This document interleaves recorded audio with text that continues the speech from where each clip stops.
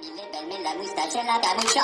Siento patamilo, mira tacatiki punetica. Siento patamilo, mira tacatiki punetica. Siento patamilo, mira tacatiki punetica. Siento patamilo, mira tacatiki tacatiki. Siento patamilo, mira tacatiki punetica. Siento patamilo, mira tacatiki punetica. Siento patamilo, mira tacatiki punetica. Samile, verme la moustache en la camucha.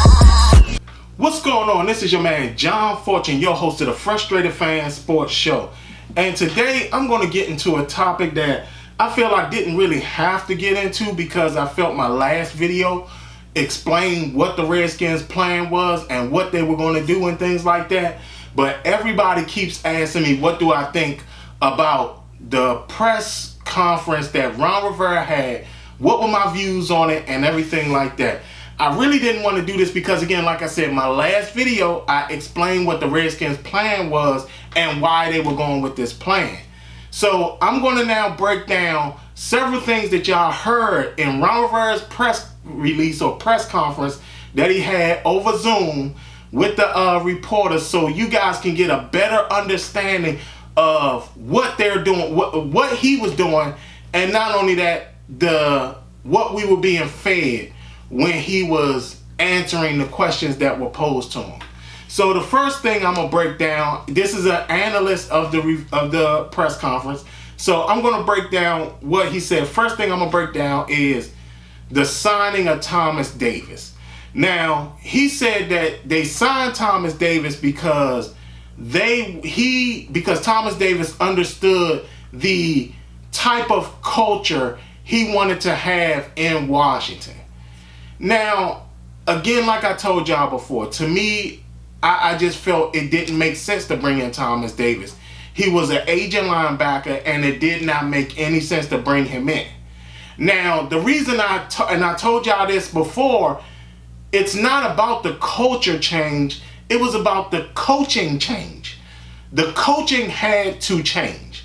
Now, if he was about focusing on a culture change, he would have brought in more players. More players from the Carolina Panthers would have been here. More quality players would have been here. More players that would have been a true threat to guys would have come here. And I'll give you an example. Marty Schottenheimer, when he came here back in 2001, he brought in several Kansas City players. If I can remember, I remember it was Donnell Bennett because he was our fullback. They brought in Kevin Lockett as the other wide receiver because they brought in Kevin Lockett late because I think that was right when Stephen Davis and Michael Westbrook got into the fight. And I think that's when they brought in Kevin Lockett. They brought in Dave Zott as the offensive guard, and they brought in Brian Baker or Barker because he was the punter. Marty Schottenheimer brought in several guys that actually became starters for us during that season. And when you're going into a culture change, you bring in several guys that you know. So again, you can't just tell me that you're doing a culture change and you only bring in Thomas Davis, who's an agent linebacker. Like, to me, if you were really going for a culture change, there are several spots you could have brought guys in. Trey Boston went back to Carolina. You could have brought in Trey Boston. He would have made sense if you're going for a culture change. Mario Addison, he actually went, I think, to Buffalo, I think he went to, but he would have made sense. He's 32. He would have played outside linebacker. He could have taught Ryan Anderson how to play outside linebacker in this new 4-3 scheme. You didn't bring him in. You had two defensive tackles. You had Gerald McCoy, and you had, I think the other guy was Vernon Butler. I think those two guys. I understand we got our own defensive lineman, but again, if you're going for a culture change, you will want to have everybody believe that there's a chance that they may lose their job to another player. I understand that. I get that. Understand that. That's part of culture change. There was, again, Morgan Moses, who's been struggling as of late. Even though he's been injured, if you were really going for a culture change, why didn't you bring in Darrell Williams? Darrell Williams would have really competed against Morgan Moses. Not only that, Darrell Williams is a combo tackle, because if I can remember, Darrell Williams played the left side at one point and then was moved to the right side. So again, you're talking about a guy who could have really competed. Then there was, I think they had another offensive lineman that was available too. Greg Van, I think his name was Rotten. Greg Van Rotten. He played the right. You could have had another tackle, another guard, instead of the guys you brought in Wes Schweitzer and Cornelius Lucas. You could have brought these guys in. So to me, it was, and I told y'all in my last video, it was not about a culture change. It was solely about a coaching change. That's all that was needed. Not only that, if you really was looking for a culture change, you could have also brought in Devin Funchess. Even though he was hurt last year, he only signed for, I think, 1 year and $2.5 million. If you needed that veteran present wide receiver that you needed, you could have brought him in too. Again, another guy who was in your system or at Carolina for all these years and knew what the culture was in Carolina. You could have brought several guys in. You still would have probably spent about the same. Maybe for Mario Addison, you might have paid a little bit more. But other than that, you would have paid about the same amount of money that you pay currently in this free agency. So in reality, it wasn't about a culture change at all. And there's no way you're going to have me believe that Thomas Davis is going to be the guy that changes the culture of the Redskins. It's not going to happen. Not by himself. No, you needed several players to bring in to change the culture. That's number one. Number two, the thing that I really felt he kind of disrespected not only the fans but also our media was when he said that they weren't all in on Austin Hooper. Austin Hooper, understand this, Austin Hooper I think was the 4th or 5th best tight end. I could be wrong, but he was pretty high when it came to tight ends and their production last year. Austin Hooper was pretty high. There's no way you're going to tell me that you weren't. Everybody knew what the market was going to be for tight ends. Just last year, we were paying Jordan Reed and Vernon Davis well over $12 million a year. Well over that. We were paying over that last year for 2 tight ends that did not play for us at all. I think Vernon Davis got through 2 games. Jordan Reed got injured in the preseason, was never the same. We actually spent more money with 2 tight ends than we would have with just the one at Austin Hooper. Not only that, Austin Hooper was the best available. Understand, the reason you bring in an Austin Hooper is as a release valve to Dwayne Haskins. It would have made sense. You weren't really spending any money because, again, we still got all the salary cap still available and we did nothing with it. We practically did nothing with it. Don't get me wrong. I want to say this because there's a lot of you fans who sit up there and they hear somebody say you didn't spend all the money and think that we're saying spend all the money. No, we're saying spend wisely. Austin Hooper would have been a wise signing. It just would have. And guess what? Next year, the tight end market is going up.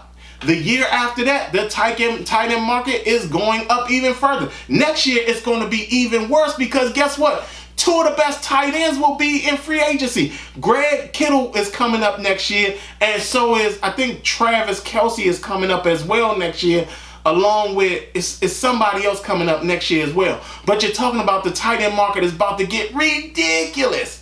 And you could have brought in Austin Hooper at 4 years and $10 million a year, because guess what? You had paid well over that for the two guys last year. So guess what? You could have brought Austin Hooper in. The fact that you weren't all in on Austin Hooper, I don't care that he played, that they played against him. The point is that you needed a tight end to make sure that whatever Scott Turner's passing game is, you had a quality tight end to play in it. Don't get me wrong. Richard Rodgers, I think it was like 3 years ago, I wanted us to sign Richard Rodgers. Richard Rodgers hasn't played in 2 years. So not only that, Richard Rodgers was a favor signing, because Richard Rodgers' dad is actually on the coaching staff. So again, that was a favor signing. So we got Richard Rodgers, Jeremy Sprinkle, Hale Hunches, and Logan Thomas. We need quality. Now again, if Richard Rodgers pans out, fine for us. But again, we needed somebody of quality to be there, and we did not take that person. So that was not a smart thing. And not only that, the fact that he also made the statement of he felt that he didn't want to set the tight end market for tight ends. Now this leads me into my next thing. You didn't want to set the market for tight ends, but you were okay with setting the market for wide receivers? And not only that, setting the market for a wide receiver who's not even considered maybe in the top 5 of wide receivers. Like, when you really analyze it from the standpoint of Amari Cooper, did Amari Cooper kill the Redskins? Yes, he did. But he also struggled against other teams. Would you consider, okay, when the report came out and said that, so just to give y'all an idea, Julio Jones, who we all feel is one of the premier wide receivers out there, he makes $22 million a year, which means that the reports that came out about the Redskins possibly signing Amari Cooper to $23 to $25 million a year was actually accurate.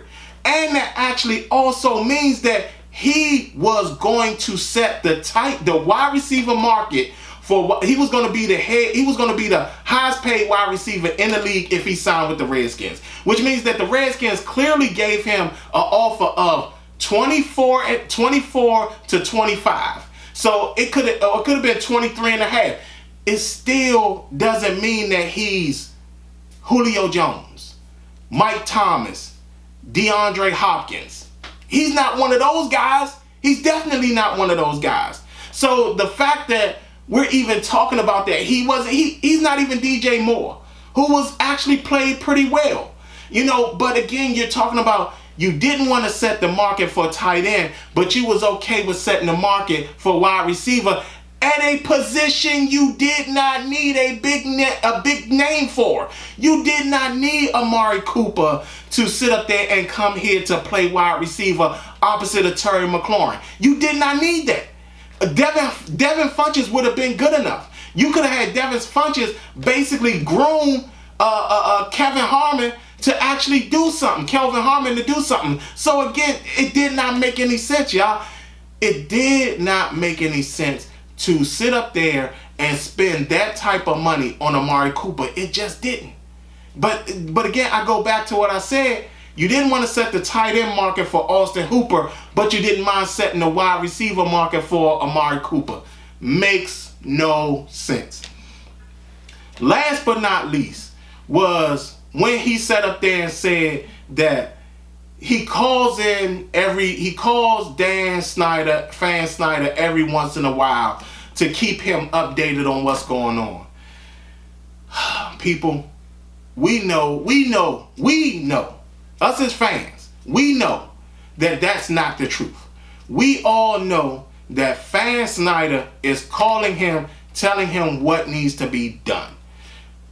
My big fear for Ron Rivera this upcoming season, and as he goes along with being the coach of the Washington Redskins, is the fact that he's going to fall into the same thing that Marty Schottenheimer fell into.